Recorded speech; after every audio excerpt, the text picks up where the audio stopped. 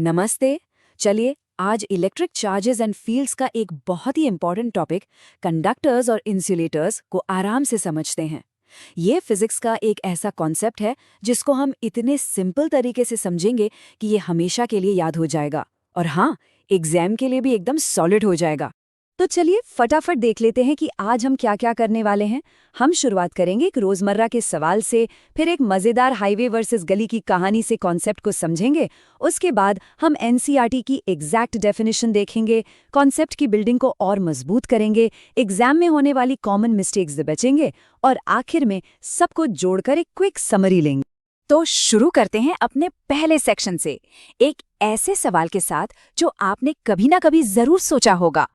कभी सोचा है कि मेटल की कार डोर को छूने पर कभी कभी हल्का सा करंट, एक झटका सा क्यों लगता है, लेकिन एक लकड़ी की कुर्सी के साथ ऐसा कभी नहीं होता। आखिर इन दोनों में ऐसा क्या अलग है? इसी क्यों का जवाब आज हम ढूंढने वाले हैं। चलिए अब इस कॉन्सेप्ट के दिल में उतरते हैं, एक बहुत ही सिंपल, एकदम देसी एनालॉजी के साथ। इससे पूरा आइडिया एकदम क्रिस्टल क्लियर हो जाएगा।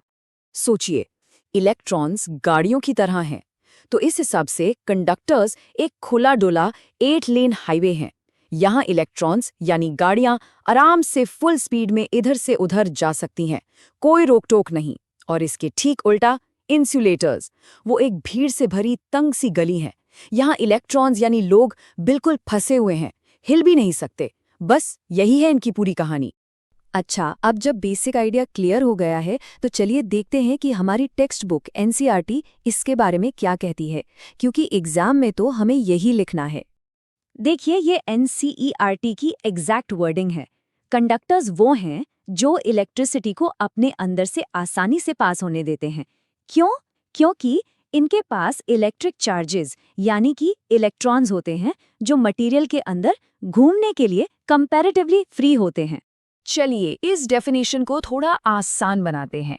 अलाउ इलेक्ट्रिसिटी टू पास, इसका सीधा सा मतलब है ये चार्ज को कहते हैं आओ भाई रास्ता खुला है, हाईवे की तरह। और कंपैरेटिवली फ्री टू मूव का मतलब है कि इनके इलेक्ट्रॉन्स अपने एटम से थोड़ी लूज बंधे हुए हैं, थोड़ा सा धक्का मिलते ही चल पड़ते हैं। अब आते हैं इंसुलेटर्स पर। एनसीईआरटी कहती है ज्यादातर नॉन मेटल्स जैसे ग्लास, प्लास्टिक, लकड़ी ये इलेक्ट्रिसिटी के रास्ते में हाई रेजिस्टेंस पैदा करते हैं, इसीलिए इन्हें इंसुलेटर्स कहते हैं। फिर से एग्जाम के लिए ये लाइन बिल्कुल याद कर लेनी है। इसको भी सरल बनाते हैं।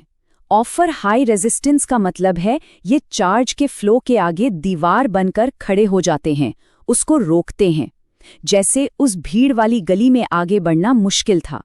और ऐसा क्यों? क्योंकि इनके इलेक्ट्रॉन्स आज़ाद नहीं हैं, वो अपने एटम से फेविकॉल के जोड़ की तरह एकदम टाइटली बंधे हुए हैं। चलिए अब इस कॉन्सेप्ट की बिल्डिंग को ब्रिक बाय ब्रिक और स्ट्रॉन्ग करते हैं, बिल्कुल एटॉमिक लेवल से। तो सारी कहानी का जो हीरो है ना, वो है इलेक्ट्रॉन। असली फर्क है फ्री वर्सेस बाउंड इलेक्ट्रॉन्स का। कंडक्टर्स के पास ढेर सारे फ्री इलेक्ट्रॉन्स होते हैं जो किसी एक एटम के नहीं होते, पूरे मटेरियल में आवारा घूमते रहते हैं। जबकि इंसुलेटर्स के पास बाउंड इलेक्ट्रॉन्स होते हैं जो अपने अपने एटम से चिपके रहते हैं। और बस यही एक छोटा सा फर्क सब कुछ डिसाइड करता है।